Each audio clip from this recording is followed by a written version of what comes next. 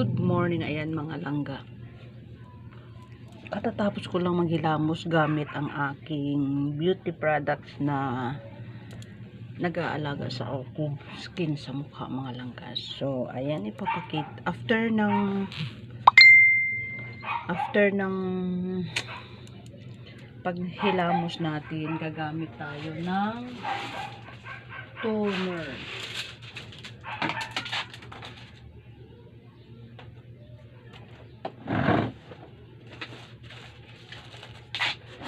Kung ano man ang inyong ginagamit mga langga is pwede yan.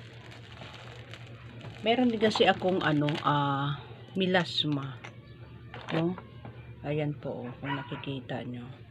So gagamit tayo ng toner para sa ating mukha. Ito po siya yung gamit ko. So ayan, pahid lang natin sa area ng ating mukha mga langga. Ayan, depende sa inyo kung paano kayo gumamit o paano kayo magpahid sa inyong mukha mga langga. Ayan, so set itong aking ginagamit, ngunit may gusto akong subukan na ilalagay sa aking mukha dahil trending na trending ito mga langga, at sana matulungan tayo sa problema natin sa ating mukha. Sunburn, yan yung sunburn, melasma, pikas, ayan, kayang-kaya niyang tanggalin doon sa aking napanood. So ito try natin sa sarili ko, itatry ko sa sarili ko kung matatanggal din yung aking itlog, melasma. Ayan, tapos na tayong maggamit ng toner. Ayan na mga langga, susubukan natin ito. After 5 days na paggamit natin, makikita natin ang resulta kung hiyang sa atin or hindi. So, ayan mga langga. Dahil may konting natira dito, siyempre sayang yan, 'di ba? So,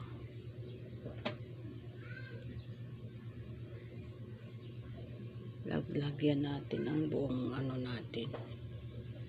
Malamig siya mga langga, malamig.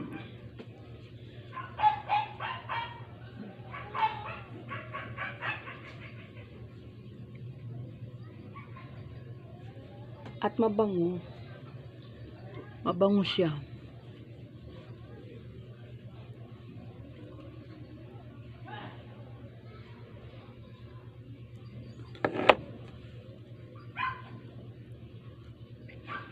Siyempre mayroong mga sobra, idiretso na natin sa ating liig para magpantay ang ating kulay.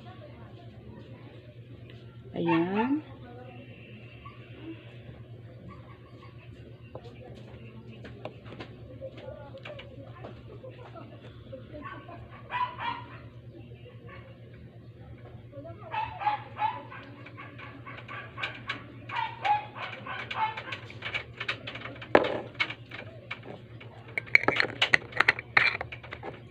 Ayan mga langga. After 5 days mga langga, malalaman natin kung effective na siya sa ating melasma problem. Bye-bye!